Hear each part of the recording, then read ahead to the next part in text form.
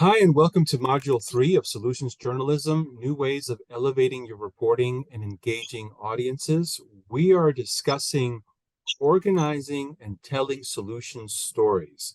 At its heart, solutions journalism is just good journalism. That said, solution stories are often structured differently. In the first video of this module, we went over some key concepts to keep in mind and emulate. Now we are joined by Chibuike Alagboso, Senior Program Manager with Nigeria Health Watch, who will speak with us about developing journalism collaboration for local impact. Welcome, Chibuike. Thank you so much for having me, Hugo. So the first thing I wanted to talk about was communities and funders are searching for ways to rebuild and strengthen local news to be more diverse, equitable, inclusive, impactful, and sustainable. Chibuike, what can we learn from local journalism collaboratives that are using solutions journalism to catalyze change in their communities and local media ecosystems?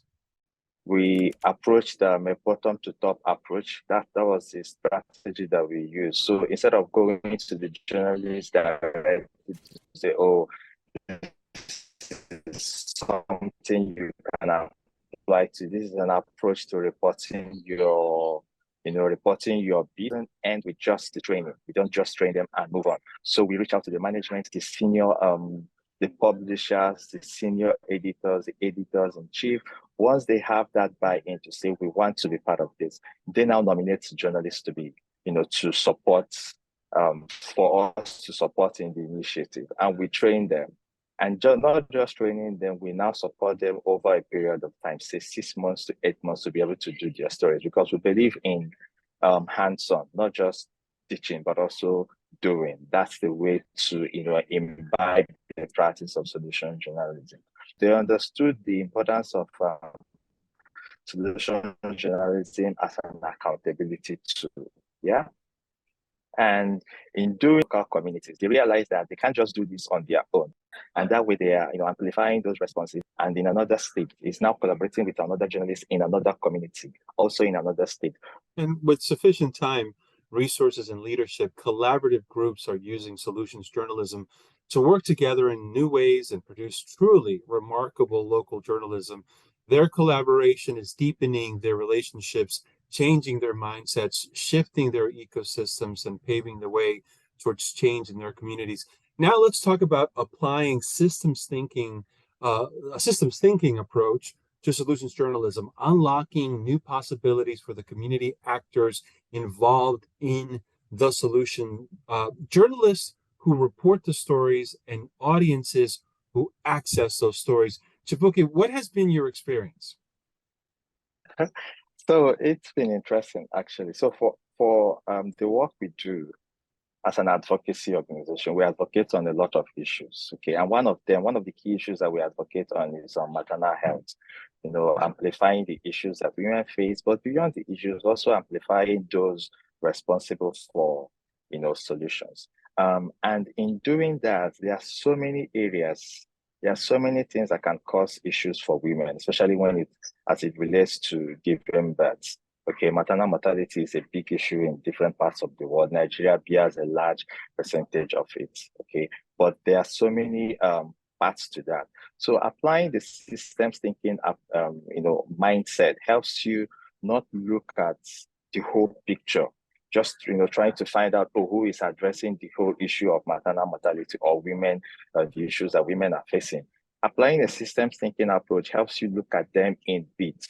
Okay, because there are little bits, there are little units, here and there that contribute to, the overall system. That's what the system thinking approach does. So for us in our, in my experience reporting solution journalism from a systems thinking approach, I look at those issues not in the overall. So a good example is a story that we did. It was a colleague that did that story about women in the community trying to address maternal mortality. Like I said earlier, there are so many reasons why women can die while giving birth. Okay, but these women in this community, what they try to address is one of the delays, which is getting to the health facility on time. There are so many things that the woman can contend with when they are trying to give birth.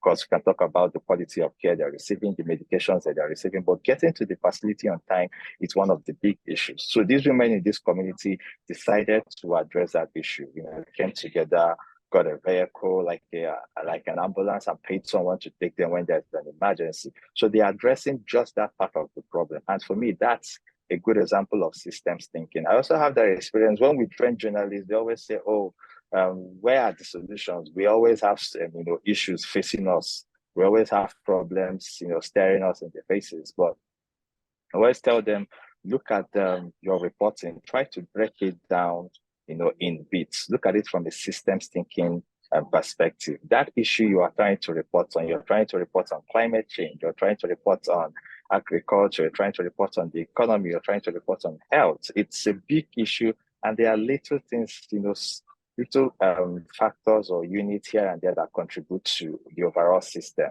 It could be policy, it could be enough financing, it could be education. So who are the people addressing those issues, those little bits, those little units? Because improvement in one particular area can lead to, an improvement in the overall system. So that's the way we try to encourage them to look at it. And it's been helpful so far, getting them to look at those responses or their reporting using a systems thinking mindset. Let's now talk about identifying the characters of a solutions journalism story. One piece of advice is to look for the unlikely characters. In fact, many times the so-called recipient can be the catalyst for a far more interesting narrative than the social entrepreneur, or consider people within the organization, but those without positions of leadership. Many times great characters are overlooked because they don't have CEO or executive director next to their names. What are your thoughts on that? I totally agree with you there, Hugo. I remember something my editor would always say, when you talk about responses or when you report on these solutions, it's always good to start from a person's personal, from the personal stories of those benefiting, not necessarily from the angle or from the side of those implementing. It's always interesting when you start the story from or focus a lot more on those benefiting. What are their experiences? How has that particular intervention impacted them? What was it like for them before? What is it like now that the intervention is here? So yes, I really agree that when you're talking about characters, in that arc, it's always good to focus strongly. Yes, the people intervening can talk about it, but it's always important to focus more on the people benefiting, because as a character, they own that story. And the good thing there, the good thing about that is also when you do that, you're giving the person more agency, okay, to be part of their story, to define how that story is told, and not necessarily from the person implementing the solution. That's the CEO or the executive director, but the person, the community member, that woman, that child, that man, or that young person who has been impacted positively by that intervention. So their stories make for a stronger narrative, often, most times, than the person who is bringing up the solution or who is implementing the solution. So for me, I they are the unlikely characters, and also another category of people I usually refer to as the unlikely characters are the people not involved with the response. Because a lot of times people say, "Oh, how can you be objective in your reportage?" And I usually tell people when we do solution journalism training that, look, we're not training you. This is not a different form of journalism. This is just an approach. So all the same ethics of journalism applies. We have to be objective in the reporting. We have to be ethical in the reporting, to verify all the facts. So to do that, one of the unlikely characters that usually love introducing, especially if the time permits, is the person who is not involved with the story. So maybe an expert or another community member who didn't benefit, or maybe who is looking forward to that intervention being implemented in their community. So they are not attached, they are detached from that story. They're able to give you their own thoughts without any bias. So they are also important unlikely characters to consider. Reporting solutions-focused story requires, as we know, time, resources, and often a lot of patience. But a good story doesn't always need to have words. Images can supplement and strengthen good reporting. Recently, I saw a post on the global food crisis and Nigeria food insecurity, suggesting 5 areas Nigeria can act on or to attain food security and ensure sustainable development goal by 2030. Can you tell us about this initiative and the importance of packaging solutions journalism across many different platforms? Thank you for that question, Figo. So essentially, like I said, we advocate around so many issue areas because when you, even though we focus primarily on health, there are so many things that impact health. Okay, um, policy-wise, even education, climate change, even the environment, all of these impact on health. So when we talk about nutrition as well, it starts from food security, because if a country is not food secure, that means people are not going to have enough to eat, because they need to have enough to eat before you even start getting into the conversation of, oh, does it have enough nutrition, enough component, like the component, what exactly are they consuming?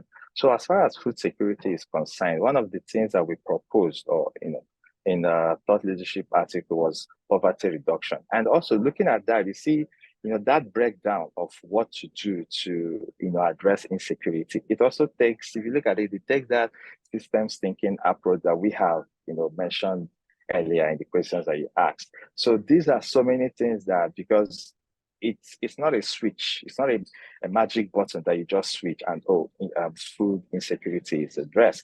But when you look at them in bits, in this part, so how do you reduce poverty, make sure that people even have enough, enough funds to buy food? How do you what policies do you need to put in place? What do you need to do? What activities do you need to do to make sure that people are not poor, at least they're able to afford food? See, that's getting to that point where people are food secure. How do we improve agricultural productivity? Is it the seed, what people are planting? So all of these, see, it's looking at them in a systems approach. So whoever wants to report, for instance, on food insecurity, they don't have to, they don't have to overthink it. They're already looking at these bits. How can addressing inequality, for instance, as a third component, help ensure that there's food security? How do we ensure that there's quality? Because by the time you are done with availability, people have enough. You now start talking of the quality of food. How do you make sure that food is preserved when people harvest? It stays in good shape or in good quality till it gets to the final destination, the people consuming. How do you ensure that? And eventually, how do you address climate change issues? Because it affects food security a lot. So you see, when you look at this component, it's like looking at it in systems, and you're able to, look at it in bits and not the overall picture of, oh, food insecurity, it's overwhelming. Okay, so that's the good thing about this initiative or these recommendations. But again, in packaging these stories, like you asked, it's not test. So some of the conversations or some of the narratives, you can push them better in other media formats. Using videos, using pictures, using audio even. So that's a good thing with the initiative as well, that, the project that we implemented, because we didn't just focus on text or print journalists or online publications. It's a mix of everything. We worked with journalists who worked with radio, who worked with TV, online video, to use, a mix of all of these formats that they use in their storytelling to get across to their audiences, because people connect differently with these issues, even infographics. So that's the beauty of solution journalism. It's not limited. Again, like I always tell people, solution journalism is not a different form of journalism. The usual journalism that people do, you use all forms. Even these days, people use illustrations, animations, and all to pass along those messages, depending on the audience that you're targeting. So the same applies for solution journalism. It's always important to show as much as possible, as much as you can, depending on the capacity you have as an individual or as a newsroom. It's always important to show. You show the 4 pillars that I'm sure you've already mentioned, so people connect and see these things and take away those insights to help them address the challenges that they are having. So by the time you do this, sure we all get to the point where we make the world a better place, which is what we are all driving at. Mhm. And then in this particular piece from the Nigeria Health Watch, I really appreciated. I saw it on Twitter, and I thought the use of art and the use of even the type of text really helped for me quickly understand what the story was about, and really actually inspired me to read the more about the story and learn more about that solutions journalism story. This is solutions journalism, new ways of elevating your reporting and engaging audiences. Chibuike Agaboso, the senior program manager with Nigeria Health Watch, discussed how the role of collaborative scaffolding and solutions journalism is changing local media ecosystems. Chibuike, thank you so much for your time and for your insights. Thank you so much for having me, Hugo. I hope I was able to add, some value to the course and to the participants. Thank you so much.